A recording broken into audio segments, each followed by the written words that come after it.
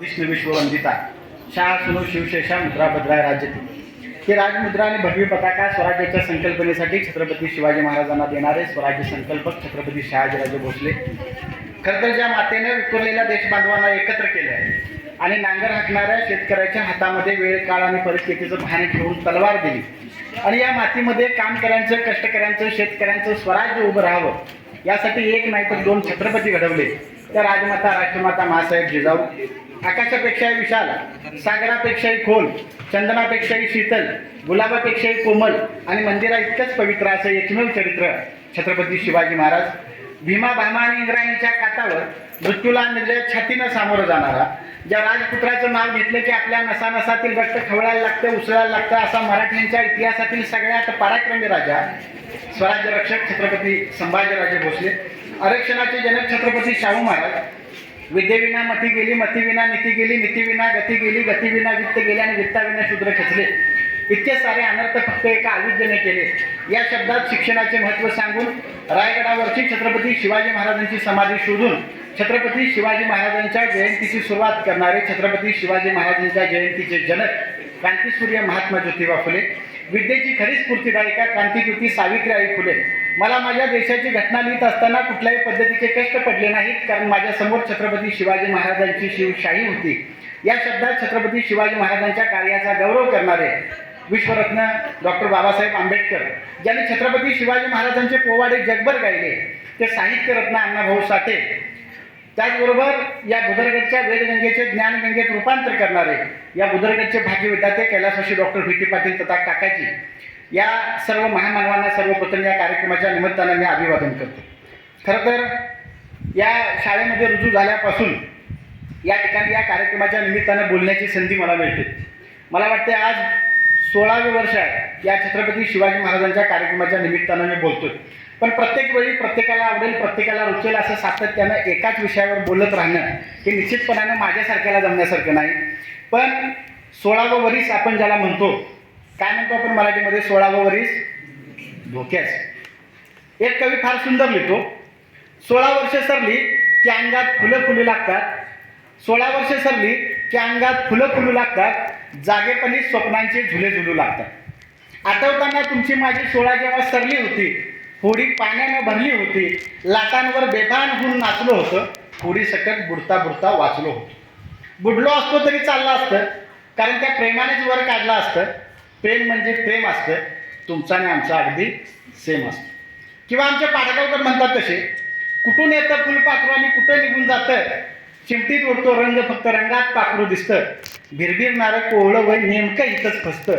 हे वयच असं असतं हे वयच असं असतं म्हणजे मराठी चित्रपटांमध्ये मराठी साहित्यांमध्ये मराठी पुस्तकांमध्ये मराठी गीतांमध्ये ज्या 16व्या वर्षाला धोक्याचं वरीस असं मानलं गेलं त्याच 16व्या वर्षामध्ये त्याच धोक्याच्या वयामध्ये त्याच फसव्या वर्षामध्ये महाराष्ट्रामध्ये एक युवक फसत नव्हता तर फसवत होता कुणाला आदिलशाला निजामशाला कुतुबशाला फसवणारा युवक राजा छत्रपती शिवाजी महाराजांच्या विषयी मी बोलण्यासाठी या ठिकाणी आज आपल्यासमोर उभा आहे खरं तर या कार्यक्रमाच्या निमित्तानं मी सांगत आलो की तुम्हाला प्रत्येक वेळी मी या जयंती उत्सवाच्या निमित्तानं बोलत पण छत्रपती शिवाजी महाराजांचं कर्तृत्व या महाराष्ट्रातल्या लोकांना सांगावं मला वाटतं या महाराष्ट्राच्या रक्तामध्ये हिमोग्लोबिनपेक्षा छत्रपती शिवाजी महाराजांचं चरित्र हे भिनलेलं इथं छत्रपती शिवाजी महाराज कोण होते हे सांगायची आवश्यकता नाही मात्र छत्रपती शिवाजी महाराज आपल्याला समजून घेणं गरजेचं आहे ज्यावेळी इथले शेतकरी आत्महत्या करतो इथल्या महिलांच्यावर अत्याचार होतो त्यावेळी खरंच आपण छत्रपती शिवाजी महाराज समजून घेतले का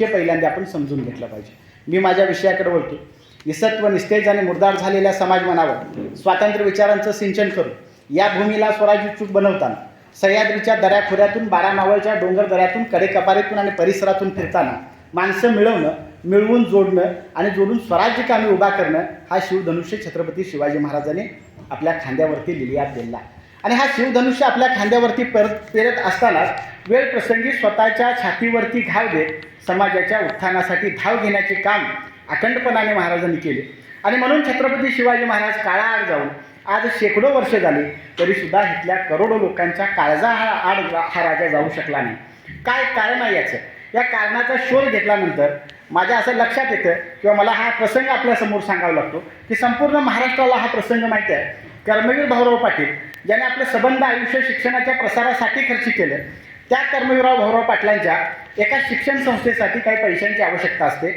आणि कर्मवीरराव भाऊराव पाटील हे या शिक्षण संस्थेसाठी समाजातून पैसे गोळा करत असतात. 1-2 रुपये, 4 रुपये, 5 रुपये असे समाजातून गोळा करून त्या ठिकाणी त्या शिक्षण संस्थेचं काम पूर्ण होणार असतं.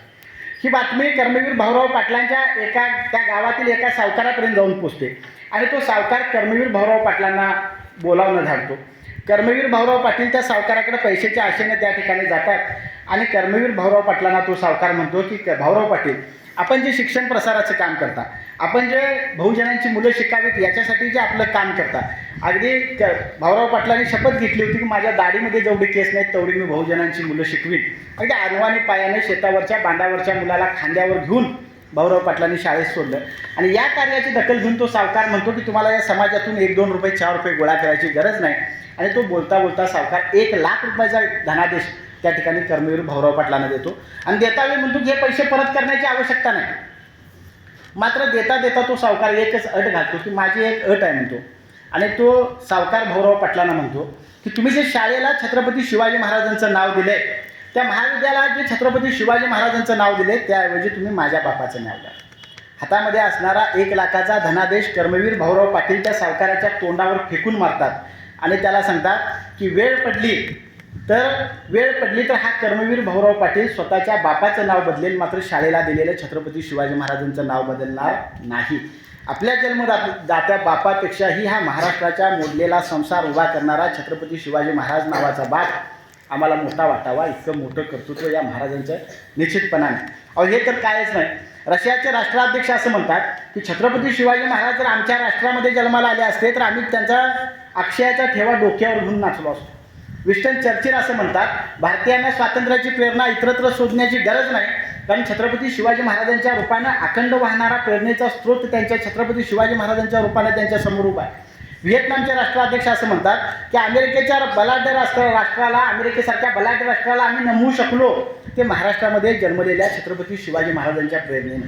बाळासाहेब ठाकरेंचे वडील प्रबोधनकार ठाकरे असं म्हणतात की वेळ प्रसंगी आम्हाला चंद्रावर डाग दिसेल, मात्र छत्रपती शिवाजी महाराजांच्या चरित्रामध्ये कुठेच आम्हाला डाग दिसत नाही. 33 कोटी देवांची सुट्टी करणारा एकमेव राजा म्हणजे छत्रपती शिवाजी महाराज आहेत. महात्मा फुले असं म्हणतात की जर छत्रपती शिवाजी महाराजांचा जन्म झाला नसता तर इथल्या बहुजनांचा उद्धारच झाला नसता. आपल्याला माहिती आहे रवींद्रनाथ टागोर हे जपानला गेले होते आणि जपानला गेल्यानंतर तिथल्या पत्रकारांनी रवींद्रनाथ टागोर यांना प्रश्न विचारला की रवींद्रनाथजी एक आम्हाला सांगा की तुमच्या देशाची ओळख तुम्ही एका वाक्यामध्ये कशी सांगा.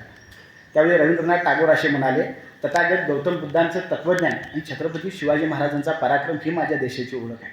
आपल्या देशाची ओळख सांगताना छत्रपती शिवाजी महाराजांना वजा करता येत नाही, हे माझ्या राजाचं मोठेपण. हे विचार जे व्यक्त केलेले विचारवंत आहेत त्यांनी ही जी शिवाजी महाराजांची नोंद घेतली आहे ती जागतिक स्वरूपाची नोंद आपल्याला म्हणावी लागेल. आणि म्हणून छत्रपती शिवाजी महाराजांची आज आपण ही जयंती साजरी करतोय, मात्र ही जी जयंती आपण साजरी करतोय मात्र ही छत्रपती शिवाजी महाराजांना योग्यता जी मिळालेली आहे ती एका क्षणात मिळालेली नाही. छत्रपती शिवाजी महाराजांच्या जन्मापूर्वी यवनांचं राज्य या मातीमध्ये होते. आदिलशाही, कुतुबशाही, निजामशाही, इंग्रज, डच, पोर्तुगीज, फ्रेंच यांच्या अत्याचारानं हिटली प्रजा होरपळून गेलेली होती. अहो इतके अत्याचार की कधी एकदा या यवनांची गोडी हुब्या पिकामध्ये थया नाचत. गावातील मंदिरांचे कळस आणि अंगणातील तुळस उद्ध्वस्त करत गावच्याच वेशीवर गावातील आया बहिणींच्या आबरूची लक्तरे तुडवली जात होती. मात्र कुणाच्याही धमन्यात रक्त उसळत नव्हतं की घ्यावी हातामध्ये तलवार आणि करावा या यवनांचा नायनाट. ह्या यातना हे दुःख फक्त एकाच माऊलीला दिसत होतं आणि त्या माऊलीचं नाव होतं राजमाता जिजाऊ. खरं तर या माऊली सगळी उड्या डोळ्यांनी पाहत होती आणि त्याने निश्चय केलेला होता की कमरेची तलवार कमरेला बांधून कुणाच्याही सेवेमध्ये रुजू होणार हे स्वाभिमान शून्य मराठी यांना कोणीतरी जागे केले पाहिजे ह्या विचाराने त्या त्रस्त होत्या. मात्र हे जागं तरी कोण करणार. आणि अशा परिस्थितीत त्यांनी मांडीवरच्या मुलाला घडवलं. म्हणून छत्रपती शिवाजी महाराज महाराष्ट्राच्या वाट्याला आले. छत्रपती शिवाजी महाराजांना प्रत्येक वेळी त्याने गोष्टी सांगितल्या, त्या गोष्टींची सुरुवात पारतंत्र्यात झालेली होती आणि शेवट मात्र स्वातंत्र्यात झालेला होता. अनेक रामायण महाभारतातले प्रसंग सांगितले, त्या प्रसंगाची सुरुवात पारतंत्र्यात झालेली होती, शेवट मात्र स्वातंत्र्यात झालेला होता. आणि त्यांना प्रत्येक वेळी पटवून दिलं की तुम्ही आणि आपण आणि समाज आपण पारतंत्र्यात आहोत आणि या पृथ्वीवर कर्तृत्व गाजवण्याचा एकमेव जर मार्ग कुठला असेल ना तर तो म्हणजे स्वराज्य. आणि स्वराज्याविषयीची आसक्तता त्यांच्या मनामध्ये निर्माण केली. राजाने ओळखलं की या मातीमध्ये काम करणाऱ्या हातामध्ये खरी ताकद आहे. एका दाण्याचे 1000 दाणे करणाऱ्या शेतकऱ्याच्या मनगटातच खरी ताकद आहे. आणि राजाने मग शेतकरी कामकरी कष्टकऱ्यांना जवळ घेतलं, त्यांना सैनिकगिरीचे धडे दिले. अर्धवेळ शेती करायची, अर्धवेळ सैनिकगिरी साधायचा हा मंत्र त्यांच्या ठाई निर्माण केला. आणि मग अशी धबधबे सर म्हटले तशी एक मावळा नावाची एक नवी जमात महाराजांनी निर्माण केली. या मावळ्यांना सांगितलं की आपल्याला इथे एक स्वतःचं राज्य निर्माण करायचं आहे. जे राज्य समतेचं असेल, रयतेचं असेल, कामकरी कष्टकऱ्यांचं राज्य असेल, ते छत्रपती शिवाजी महाराजांचं राज्य नसणार नाही. हा विश्वास त्या सर्वसामान्य मावळ्यांच्या मनामध्ये निर्माण करा. आणि मग लोक बोलायला लागले, अरे आदिलशाही या देशामध्ये येतो, आदिलशाही निर्माण करतो. निजामशाही या देशामध्ये येतो, निजामशाही निर्माण करतो. कुतुबशाही या देशामध्ये येतो, कुतुबशाही निर्माण करतो. मात्र हा भोसल्यांचा शिवबा कधीच इथं भोसलेशाही निर्माण करत नाही, तर दीनदलितांची, गोरगरिबांची, अस्पृश्यांची, हरिजनांची, गिरिजनांची शिवशाही निर्माण करतो. आणि मग या माणसांसाठी, या जगासाठी, या शिवशाहीसाठी, या स्वराज्यासाठी मरायला तयार होणारी माणसं महाराजांनी तयार केली. खरं तर महाराज हे वृत्तीने समदर्शी होते. अनेक जाती धर्माचे लोक महाराजांच्या सेवेत होते. सुतार, लोहार, चांभार, न्हावी, साळी, माळी, धनगर, कोळी, गुरव, जोशी, वाणी, मुलानी, महार, प्रभू, देशमुख अशा नाना जातीच्या लोकांना महाराजांनी जवळ केलं आणि त्यांच्या हातून स्वराज्याचं बांधकाम केलं. त्यांचा आरमार प्रमुख हा मुसलमान होता. काजी हैदर हा इस्लामी पंडित महाराजांच्या सेवेत होता. बाबा याकूत हे महाराजांना गुरुस्थानी होते. आग्र्याला गेलेला मदारी मैतर हा सुद्धा मुसलमान होता. महाराजांचं एकमेव चित्र काढणारा मीर हसन हा मुसलमान होता. महाराजांचे 31 अंगरक्षक होते, पैकी 10 मुसलमान होते. जाती जातीत अपप्रभाव माजवण्याचं पातक महाराजांनी कधीच केलं नाही.